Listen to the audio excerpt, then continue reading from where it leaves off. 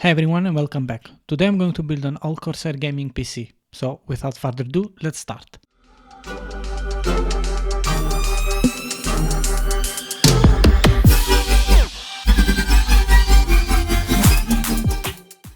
As a motherboard, I'm using the Asus ROG Strix B550XE gaming Wi-Fi. This motherboard is a perfect choice for an AMD build. It has all the ports and features that you might need, including the Wi-Fi 6, Ethernet 2.5 gigs. It is compatible and ready to use with the Ryzen 5000 series. It comes with a Hyper M2 card where you can install up to 5 NVMe SSDs, and it has a well done active cooling on the VRMs.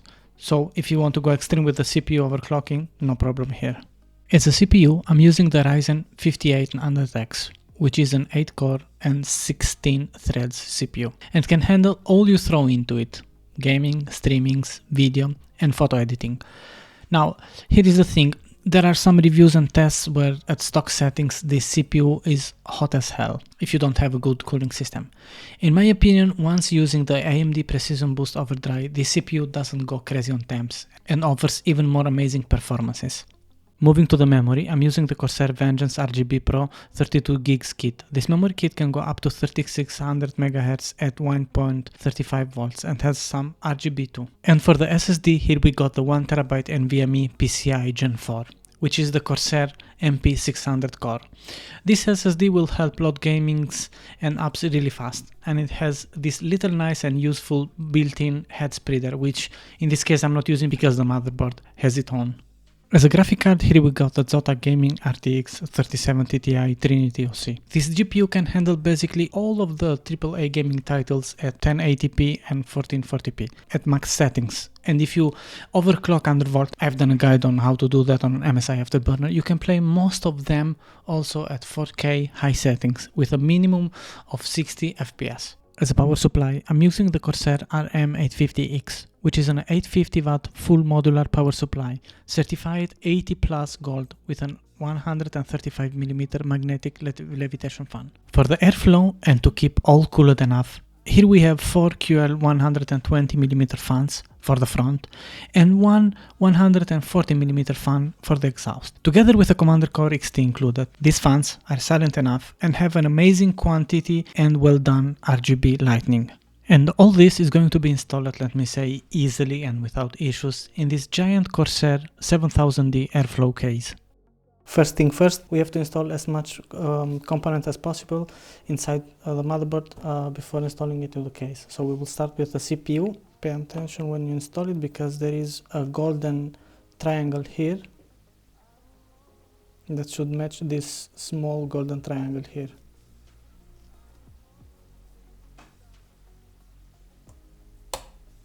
Then I will go installing the RAM. Then let's go installing the SSD.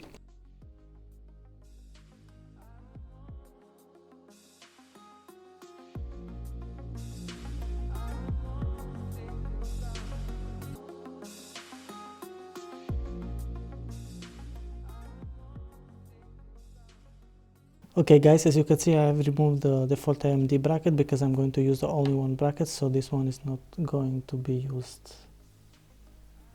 Okay guys, let's install the motherboard, which is really easy in this case.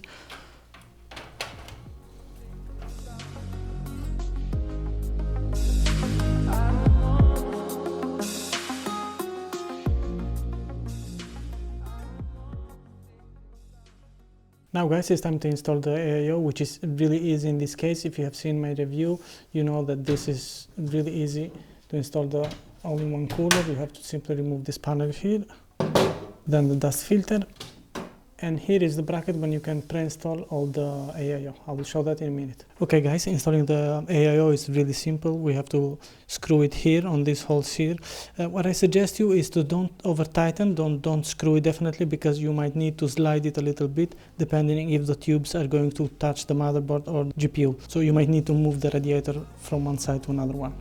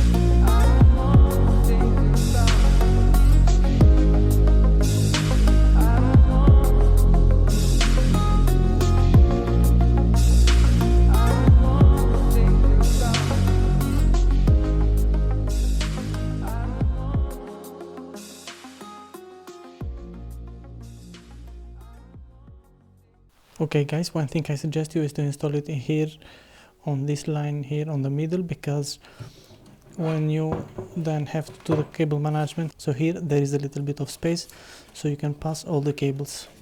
Okay guys, let's install the power supply. I suggest you guys to install first all the cables before installing the power supply. It might be easy then for all the cable management.